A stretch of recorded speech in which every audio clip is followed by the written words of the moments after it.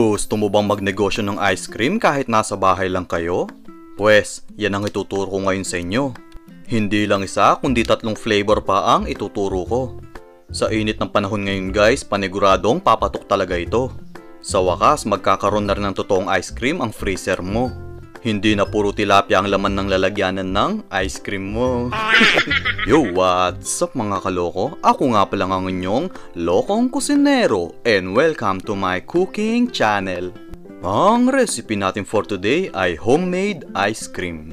Masarap ito at madali lang gawin. Fruit salad cup ang ginamit ko dito, pero kayong bahala kung ano lalagyan ang gagamitin nyo. Kung gusto mo, ilagay mo sa baso. Tapos, ibenta mo ng 5 piso para lugi kayo. Siya nga pala guys, pwede nyong gamitin mga pictures na to para sa negosyo nyo. Search nyo lang ang Facebook page ko na Lokong Kusinero at i-download ang mga pictures na to. Pinotoshoot ko talaga yan para sa inyo.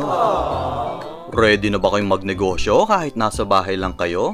Kung ready na kayo, tara! Intro muna tayo.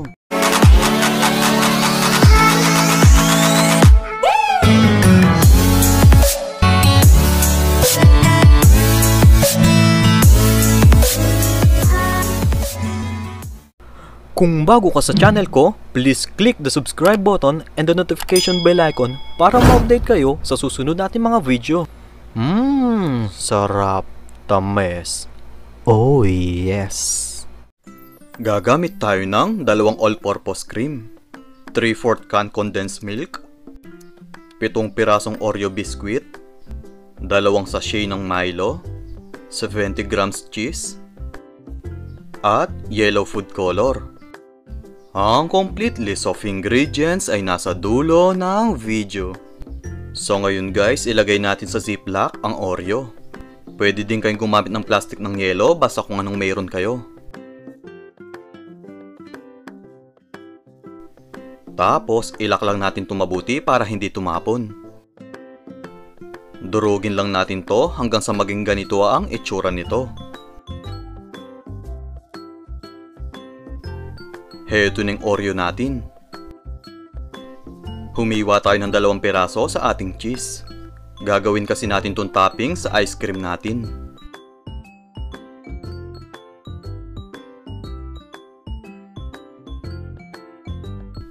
So, small cubes lang ang gagawin ko dito.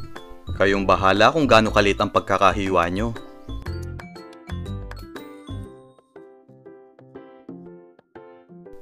Yung natirang cheese, ganito ang gagawin dahil ito ang ipanghahalo natin. Ibuhos na natin ang 2 all-purpose cream. Mas maganda kung i-ref nyo muna ito overnight bago gamitin. Next, gamitan natin ito ng hand mixer para mag-double up ang quantity nito. Kung wala kayo nito, magmano-mano na lang kayo gamit ang wire whisk. Next, ibuhos na natin ng condensed milk. Kaso 3/4 lang ng lata ang ilagay nyo para hindi maging masyadong matamis. Unti-unti lang ang paglalagay. Tapos tikman nyo. Kasi kapag sumobra ng tamis yan, mauumay lang kayo at ang mga bibili sa inyo. Ganito dapat maging itsura ng mixture nyo. Hahatiin ko ito sa 3 dahil 3 flavor ang ituturo ko. Pero kung isang flavor lang ang gagawin nyo, guys, cookies and cream ang may sasuggest ko. Ilagay na natin ang mga dinurog na Oreo biscuits. Tapos haluin natin itong mabuti. Itong cookies and cream ang pinakapaborito ko. Kaya kapag natikman mo ito, panigurado makakarami kayo.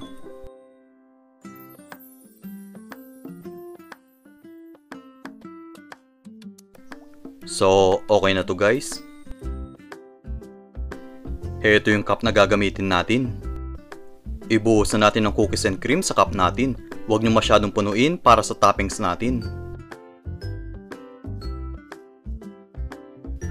Lagyan natin ng dinurog na Oreo sa ibabaw para pampaakit at pampaganda. Ito yung sample ng nagawa natin. Ilagay na natin to sa freezer. Next, 1 sachet ng Milo ang ilalagay natin. Pero unti-untiin nyo. Kapag kasi konti ang mixture nyo, konti lang din ang ilalagay nyo. Alam nyo naman guys, matamis na agad yung Milo, kaya baka mapasobra kayo. Di baling maging sobrang sweet kayo sa asawa nyo, wag lang dito sa ice cream nyo. ilagay na natin to sa cup.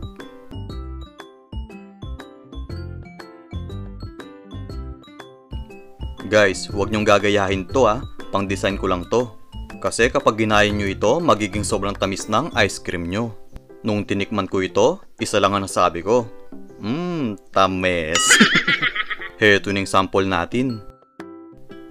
Next, ilagay na natin ang cheese sa mixture natin. Tapos, haluin lang natin ito mabuti. Hindi magko-color yellow ito, kaya gagamit pa tayo ng food color mamaya. Hindi ko nire-recommend ang flavor na ito. Grabe, magastos to. Then, maglagay tayo ng food color. I-mix lang natin ito mabuti para makuha nyo ang tamang kulay na gusto nyo. So, okay na to guys. Isalin na natin to sa ating cup. Ito na yung pangatlong flavor natin.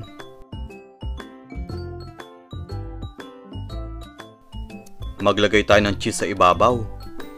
After nito, i-freezer na natin to para makakain na tayo. Heto na ang ating homemade ice cream. So, tikman na natin ang cookies and cream. Grabe, nakakataka mo. Tapos, yung chocolate flavor naman. At ang pinakahuli, ang cheese flavor. Grabe guys, lahat masarap. Try nyo na din ang recipe na to. Pero cookies and cream talaga ang pinaka may re-recommend ko. Ilan cup kaya mauubos mo? Panigurado, taob agad sa'yo yung 3. Alam ko naman kasi, lahat ng flavor titikman mo. Ikaw talaga, ayaw mo nagpapahuli. Kaya pala pagdating sa chismis, ayaw mo din magpalugi. Kung nagustuhan mong recipe ko na to, palike naman itong video ko at pasubscribe na din sa channel ko para ma-update kayo sa susunod na recipe na pang negosyo. Mag-comment na din po kayo sa baba para ma-shoutout ko kayo. Pero bago ko tapusin to, shoutout muna tayo. Shoutout po kay Sir Mix Dizon, Gen26 Vlog, Ma'am Bea Pacau, Love's Life, Love Yarns, at kay Ma'am Jacqueline Asuncion. Maraming salamat po sa inyong panonood. Ingat po kayong lahat and God bless. Mga kaloko, heto ng complete list of ingredients ng ating homemade ice cream. Bye-bye. Bye-bye.